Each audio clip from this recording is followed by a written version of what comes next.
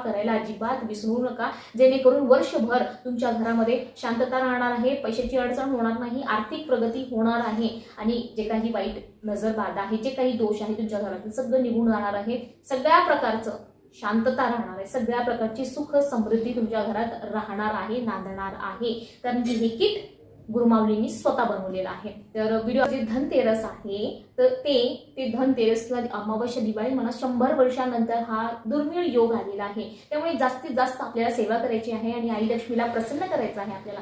तर सर्वात आधी सकाळी उठून आता आपल्याला सेवा जी आहे कालाष्टमी पासून करायची आहे। तर का असं माऊलींनी सांगितलंय? माऊलींनी सांगितले की कालाष्टमी पासून म्हणजे 24 ऑक्टोबर पासून आपल्याला दिवाळीची सेवा म्हणजे आई लक्ष्मीला प्रसन्न करण्याची सेवा आपल्याला सुरू करायची आहे। कारण की जोपर्यंत आपल्या घरामध्ये अलक्ष्मी आहे तोपर्यंत आई लक्ष्मी कधीही प्रवेश करणार नाही। म्हणजे आपल्या घरातली घाण जशी आपण काढतो, दिवाळीला साफसफाई करतो, तसं आपल्या मनातली घाण काढायची आहे आपल्या घरामध्ये। आणि जे काही वाईट बाधा आहे, नजर दोष आहे किंवा तुमची वास्तू खराब आहे, एखादी वाईट शक्ती तुमच्या घरामध्ये बसलेली आहे, तर तिला आपल्याला बाहेर काढायचं आहे। तर त्यासाठी आपल्याला माऊलींनी सांगितले आधीच आपल्याला सेवा करायची आहे। ती सेवा कशी करायची की सकाळी तुम्ही जेव्हा स्नान करत असता तेव्हा तुम्हाला सुगंधित उटणे लावायचं आहे। आता तुम्ही जर दीपावलीचा जो हा संच आहे, दीपावलीचा हा जो संच आहे, तर तुम्ही जर ते घेतला असेल तर ठीक आहे, त्यामध्ये वस्तू तुम्ही वापरा। यामध्ये वस्तू कसं वापरायचं आहे हे संच गुरुमाऊलींनी बनवलेले खास त्यांच्या सेवेकरांसाठी, जेणेकरून त्यांच्या सगळ्यांच्या जे सेवकरी आहे, जे ह्याचा लाभ घेणार आहे, त्याच्या सगळ्यांच्या आयुष्यामध्ये जे आर्थिक प्रश्न आहे, शांतता आहे,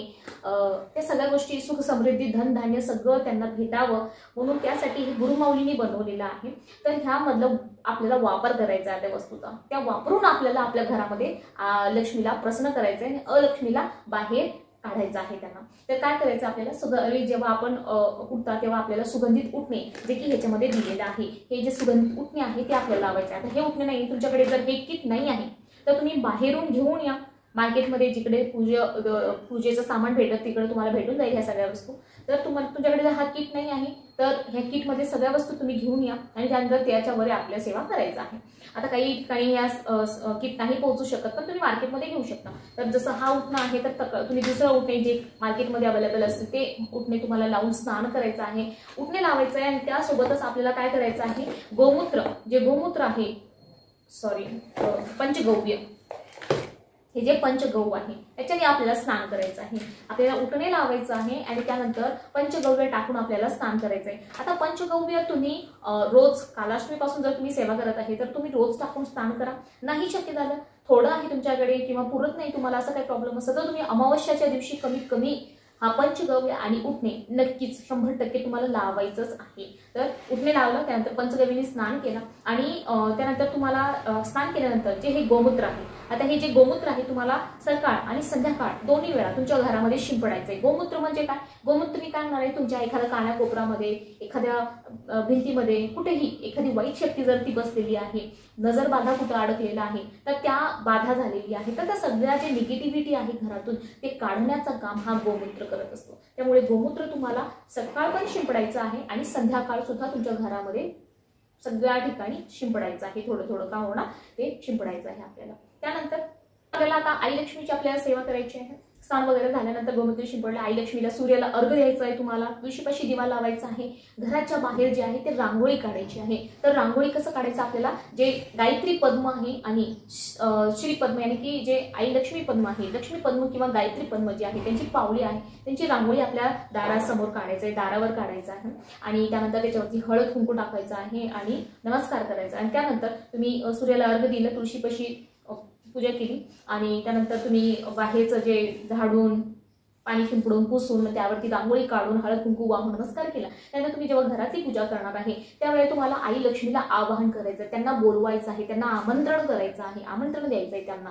तर कसं करायचं ते कुलस्त्रीने करायचं आहे, घरातली जी कुलस्त्री आहे तिनंच आई लक्ष्मीची पूजा करायला हवी। पण जर तुमच्या घरामध्ये स्त्री नाही आहे तर पुरुष सुद्धा करू शकतात, काही हरकत नाही। तर स्त्रीने आई लक्ष्मीची सेवा कशी करायची आहे, एक तर साडी परिधान करायचं आहे, साडी घालायचं आहे, साडी नेसायची आहे आपल्याला। त्यानंतर हातामध्ये हिरव्या बांगड्या, काचाची हिरव्या बांगड्या, लाल बांगड्या जे काही असते तुमच्याकडे ते तुम्ही काचेच्या बांगड्या घाला आणि कपाळी आपल्याला कुंकू लावायचं आहे। ते कुंकू कोणतं असायला पाहिजे, जे कुंकुमार्चन केलेलं आहे, तुम्ही दसऱ्यामध्ये कुंकुमार्चन केलं असेल, ह्याच्या आधी कधी तुम्ही कुंकुमार्चन केलेलं असेल तर तुम्ही कुंकुमार्चन केलेलं असते, कपाळी तुम्हाला कुंकू लावायचं आहे आणि यानंतर आई लक्ष्मीची आपल्याला पूजा करायची आहे आणि रांगोळी तर आपल्याला काढूनच घ्यायची. हे सगळे टिप्स आहे. टिप नंबर 1 की आपल्याला उठणे लावायचं आहे. टिप नंबर 2 की आपल्याला पंचगव्याने स्नान करायचं. टिप नंबर 3 की आपल्याला स्नान केल्यानंतर आपल्याला गोमूत्र शिंपडायचं आहे. टिप नंबर 4 की आपल्याला आई लक्ष्मीचं आवाहन करायचं आहे. त्यानंतर आपल्याला सूर्याला अर्घ्य द्यायचा आहे.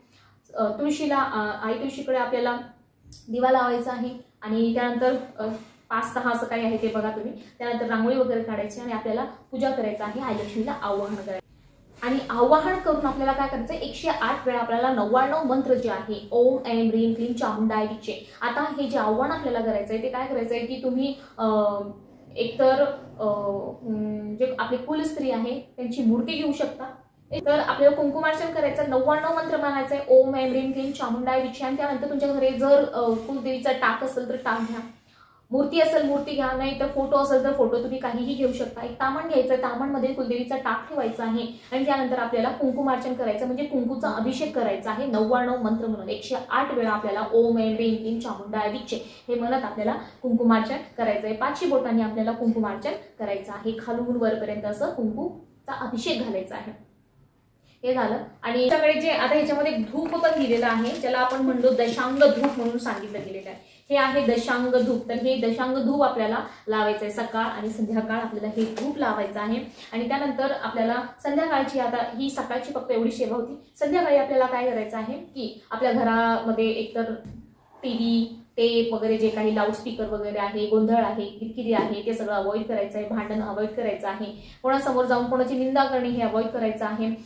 झोपायचं आहे संध्याकाळी, हे असं नाही करायचं आहे. पायावर पाय घालून बसायचं आहे, हात बोट मोडणं हे नाही चालणार आहे. अशा गोष्टी, किंवा तुम्ही संध्याकाळी झाडत आहे अशा गोष्टी टाळायच्या आहे. आपल्याला एकदम शांत असं वातावरण घरात आपल्याला ठेवायचं आहे. संध्याकाळी आपल्याला आपल्या मंदिरामध्ये, दाराबाहेर आणि त्यानंतर तुळशीजवळ आपल्याला शुद्ध गायचे जे तूप आहे त्याचा दिवा आपल्याला लावायचा आहे. आणि त्यानंतर जे दशांग धूप आहे ते लावायचं आहे. आणि तुम्हाला परत संध्याकाळी काय करायचंय की गोमूत्र तर शिंपडायचंच आहे. जे आपले कुलदेवी आहे, कुलदेवीचा टाक आहे, मूर्ती आहे किंवा फोटो आहे, त्यांच्यावर परत आपल्याला श्रीसूक्त म्हणायचं आहे. तुम्ही 1 वेळा म्हणा चालेल, पण 16 वेळा म्हणाल तर तो पळणार आहे. ते पण उसेन बोल्ट सारखं तो पळणार आहे. म्हणजे तुमची जी सेवा आहे ती जास्त प्रभावी होणार आहे. कारण एकतर योग खूप दुर्मिळ आहे, 100 वर्षानंतरचा हा योग आहे आणि त्यात तुम्ही जास्तीत जास्त जर सेवा करणार आहे तर ते फळ पण काय आहे 100 पटीने तुम्हाला भेटणार आहे. कारण एखादं मुहूर्तमध्ये तेव्हा तुम्ही सेवा केलेली असते ते ती पटीने तुम्हाला फळ देत असते.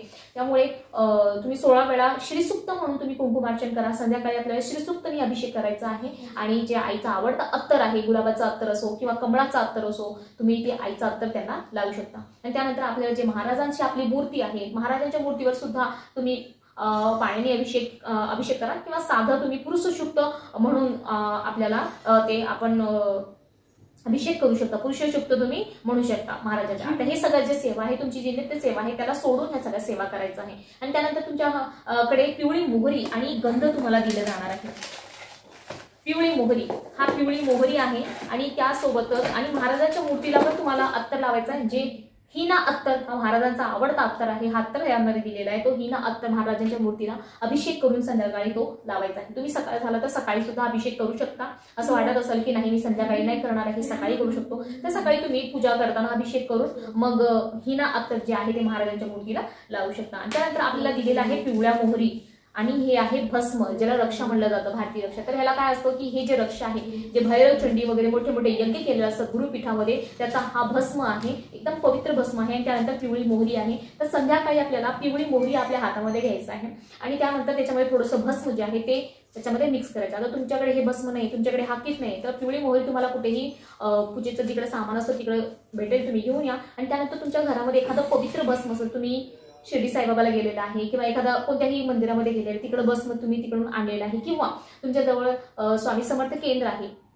त्या केंद्रातून तुम्ही भस्म आणा. आणि त्यानंतर त्या पिवळी मोहरी आहे त्याच्यामध्ये मिक्स करा. आणि त्यानंतर त्या पिवळी मोहरी आणि भस्म हातात घेऊन, उजव्या हातामध्ये घेऊन तुम्हाला 11 वेळा कालभैरवाष्टक म्हणायचं आहे, 1 वेळा वल्गासुक्त म्हणायचं आहे आणि 1 माळा श्री स्वामी समर्थ मंत्र याचा जप करायचा आहे त्यावर. आणि त्यानंतर ते सगळे जे पिवळे मोहरी आहेत तुमच्या घरामध्ये सगळीकडे पसरवून द्यायचं आहे, फेकून द्यायचं आहे.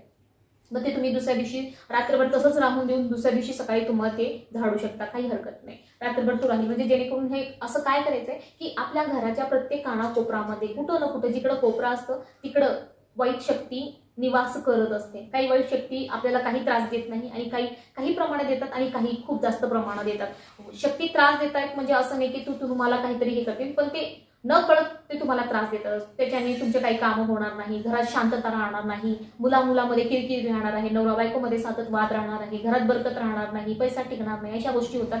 ते वास्तुदोषामुळे असतात। ते वास्तुदोष असो, वाईट शक्ती असो, नजर असो, बाधा असो, काही असो, तर ह्या पिवळ्या मोहरींनी आणि जे आपण गोमूत्र वगैरे शिंपडतो सकाळ संध्याकाळ, त्या सगळ्या गोष्टींनी ते सगळे जे नकारात्मकता आहे, जे काही वाईट आहे तुमच्या घरातले, ते सगळं बाहेर निघून जाणार आहे। म्हणजे अलक्ष्मी एकदा घराच्या बाहेर पडले की लक्ष्मी आपोआप तुमच्या घरामध्ये ते राहणार आहे, निवास करणार आहे। म्हणजे अलक्ष्मीला आपल्याला सर्वात आधी बाहेर काढायचं आहे। तर ते ही पिवळी मोहरी आणि हे आपल्याला भस्म याचा वापर करायचा आहे।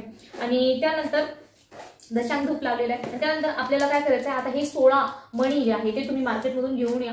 16 मणी आपल्याला घ्यायचं आहे, कारण 8 दिवसाची आपल्याला सेवा करायची आहे। तर रोज आपल्याला 2 जे कमळांचे हे कमळगट्ट्याचे मणी आहेत ते मणी, हे जे कमळगट्ट्याचे मणी आहेत, तुम्ही रक्षा टाकली, दिवा लावून घेतला, गंध हे जे धूप आहे ते धूप लावून टाकलं आणि संध्याकाळी तुम्हाला गाईचं जे तूप आहे त्या तुपामध्ये दिवा लावायचा आहे। संध्याकाळी जे तुम्ही दिवा लावणार आहे मंदिरामध्ये तुळशीकडे आणि जे दाराबाहेर तुम्ही लावतो ते तुपाचा दिवा लावायचा आहे तुम्हाला। आणि दिवा लावल्यानंतर तुम्हाला जी पिवळी मोहरी आहे ते तुम्ही टाकल्यानंतर तुम्हाला कमळगट्ट्याची मणी तिची सेवा करायची। ती कशी करायची की 2 कमळगट्ट्या मणी, हे 16 कमळगट्ट्याची मणी आहे जे आपल्याला रोज 8 दिवसाप्रमाणे रोज 2 वापरायचे आहे।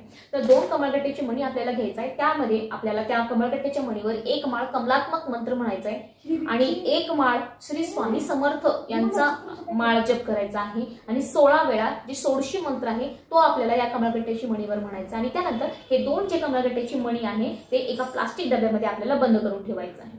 तर त्याने काय होणार आहे की हे सगळे मणी एकाच दिवशी जे 2 तुम्ही 8 दिवस सलग सेवा करणार आहे, ते 16 वेळा 16 जे मणी एकत्र झाले त्यानंतर आपल्याला शेवटच्या दिवशी अमावस्याच्या दिवशी ह्याचा हवन करायचा आहे आणि त्या हवनमध्ये हे 16 मणी एकदाच आपल्याला यज्ञकुंडामध्ये तो टाकायचा आहे। तर अशा प्रकारे तुम्हाला हे सेवा करायचे आहे।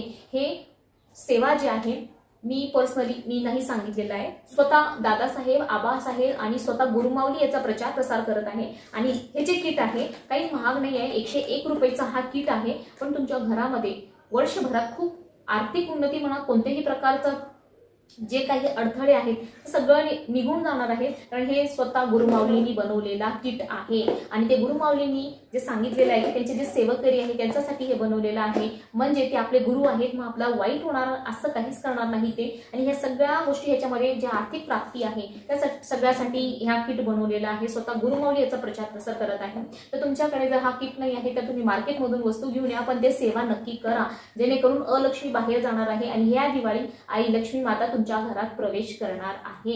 तर व्हिडिओ आवडला असेल तर लाईक सबस्क्राईब नक्की करा आणि ह्या सगळ्या सेवा आवडल्या असेल तर लाईक सबस्क्राईब करा। श्री स्वामी समर्थ।